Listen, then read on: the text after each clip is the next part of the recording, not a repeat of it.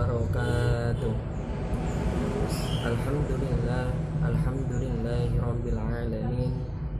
Wassalatu wassalamu ala rasulillahi Muhammad ibn Abdillah wa alihi wa ashabihi wa mawala.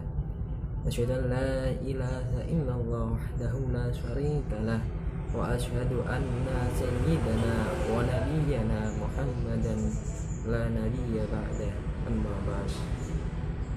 Alhamdulillah, pada kesempatan ini kami dari kelompok 12 dan juga sebagai khotimul qabail, penutup dari kelompok-kelompok sebelumnya, akan menyampaikan pembahasan mengenai IAD, IPD, ISD dalam pandangan Islam. Langsung saja mengenai IAD dalam pandangan Islam. Dalam tafsir Ibnu Katsir menjelaskan kata alam sebagai segala sesuatu yang ada selain Allah Subhanahu wa ta'ala. Kata alam ini merupakan kata jamak yang tidak memiliki kata mufrad, al-awalim, yang berarti segala makhluk yang ada di bumi, langit, daratan maupun di lautan. Dan setiap angkatan dalam kurun waktu tertentu itu kita sebut sebagai alam. Ibnu Katsir sendiri menjelaskan kata alam berasal dari kata al-alamah yang berarti tanda. Karena alam ini merupakan bukti yang menunjukkan keesaan dan keagungan Allah Subhanahu wa ta'ala. Yang kedua, mengenai penciptaan alam semesta ini.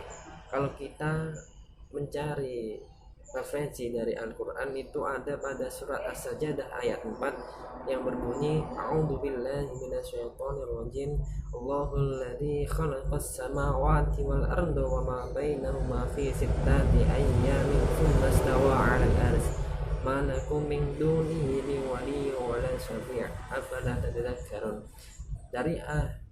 Dari salah satu ayat tersebut, Allah Subhanahu wa ta'ala menjelaskan penciptaan langit dan bumi itu dalam kurun waktu 6 masa. Selanjutnya para mufasir sepakat menafsirkan bahwa yang disebut dengan sittati ayyamin itu adalah 6 masa atau proses, bukan 6 hari sebagaimana mengartikan kata ayyamin. 6 tahap itu apa saja? Tahap yang pertama yaitu penciptaan bumi. Pada masa pertama ini dijelaskan mengenai penciptaan langit dan bumi sebagaimana kita ketahui, yaitu teori Big Bang. Kemudian tahap yang kedua itu pengembangan alam semesta. Mengembangnya alam semesta adalah kelanjutan dari Big Bang. Jadi pada dasarnya Big Bang bukanlah ledakan dalam ruang, melainkan pengembangan alam semesta itu sendiri. Tahapan yang ketiga yaitu penciptaan matahari sebagai sumber cahaya dan bumi berotasi pada matahari sehingga tercipta siang dan malam.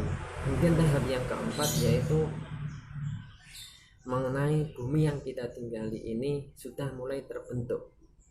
Kemudian pada masa kelima yaitu membahas mengenai penciptaan air yang melimpah di bumi.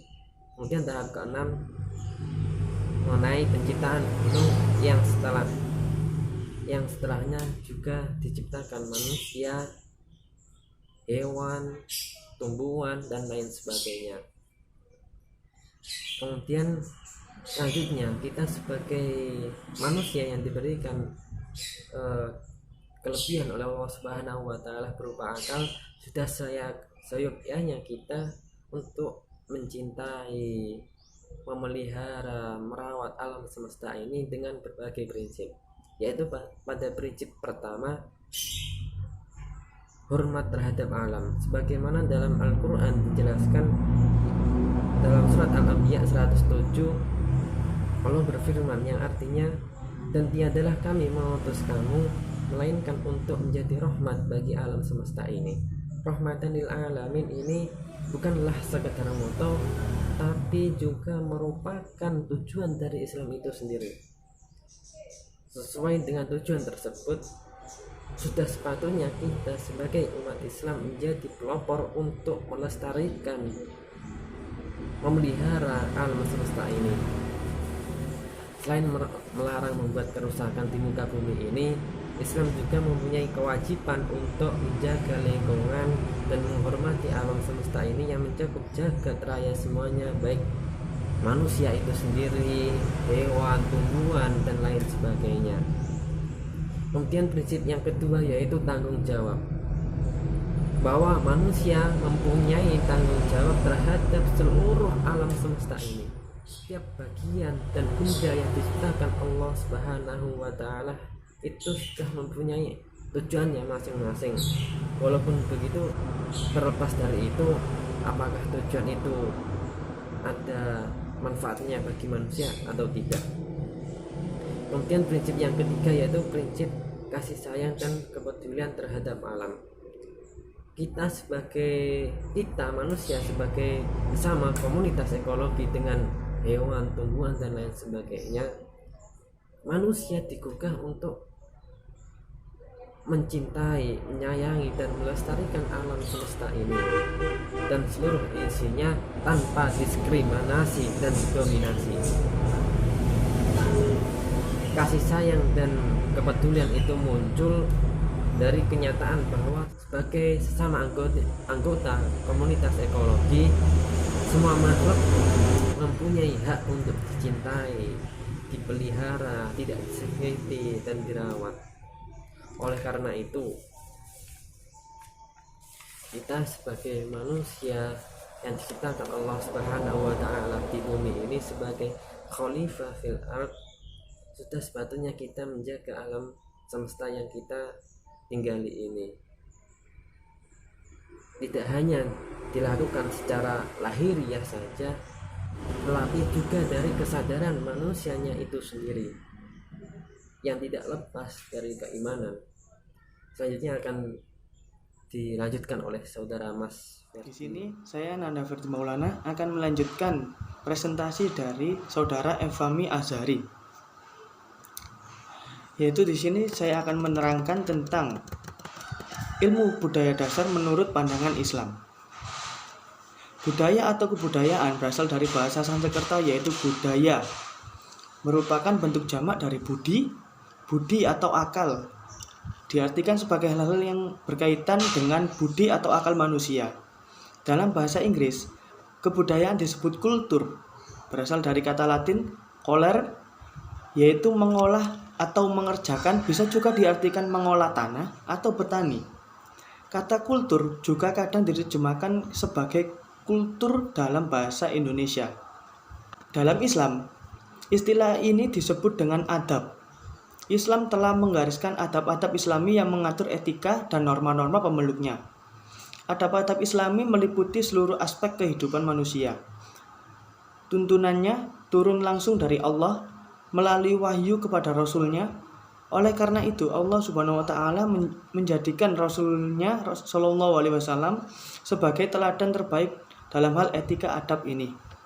Selanjutnya akan saya jelaskan bidang akulturasi budaya. Setiap bangsa memiliki kebudayaan sendiri. Di Indonesia, kebudayaan yang merupakan perpaduan dari budaya-budaya yang bercorak Hindu-Buddha, bercorak Islam, Konghucu, dan Kristen.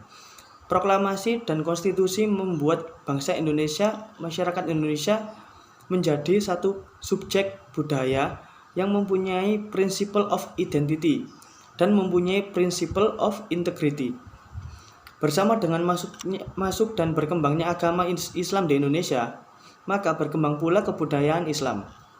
Dengan berkembangnya Islam di Indonesia telah menambah kebudayaan Indonesia, serta ikut memberikan dan menentukan corak kebudayaan bangsa Indonesia. Unsur kebudayaan Islam lambat laun diterima dan diolah ke dalam kebudayaan bangsa Indonesia tanpa menghilangkan kepribadian Indonesia, sehingga lahirlah kebudayaan baru yang merupakan akulturasi kebudayaan Indonesia dan Islam. Selanjutnya, budaya dan tradisi Islam. Adanya berbagai ritual dan tradisi yang dilakukan secara Islami oleh umat Islam di Jawa telah memperkokoh esensi ajaran Islam di tengah masyarakat Indonesia dan Asia yang terkait dengan siklus kehidupan tersebut. Kemudian berkembang hingga seluruh pelosok tanah air, bahkan Asia Tenggara, di mana komunitas orang-orang Muslim Jawa berkembang. Sebaliknya, ajaran Islam justru menjadi kuat ketika telah mentradisi dan membudaya di tengah kehidupan masyarakat. Nah, selanjutnya saya akan menjelaskan ISD menurut pandangan Islam.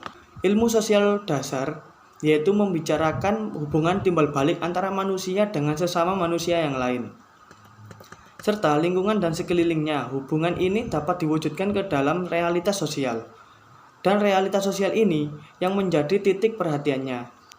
Islam telah tampil sebagai agama yang memberi perhatian pada keseimbangan hidup antar dunia dan akhirat, antara hubungan manusia dengan manusia, antara urusan ibadah dan muamalah dalam arti luas. Keterkaitan agama dan kemanusiaan menjadi penting. Jika dikaitkan dengan situasi kemanusiaan pada zaman ini, karakteristik ajaran Islam dapat dilihat dari ajaran di bidang ilmu sosial. Ajaran Islam di bidang ilmu sosial termasuk paling menonjol, karena seluruh bidang ajaran Islam pada akhirnya ditunjukkan untuk kesejahteraan manusia. Allah berfirman dalam Al-Quran yang artinya, "Hai manusia, sesungguhnya kami menciptakan kamu dari seorang laki-laki dan seorang perempuan, dan menjadikan kamu berbangsa-bangsa dan bersuku-suku, supaya kamu saling mengenal. Sesungguhnya orang yang paling mulia di antara kamu di sisi Allah adalah orang yang paling bertakwa di antara kamu. Sesungguhnya Allah Maha Mengetahui lagi Maha Mengenal." Ayat di atas menunjukkan bahwa manusia diciptakan berbeda-beda agar saling mengenal.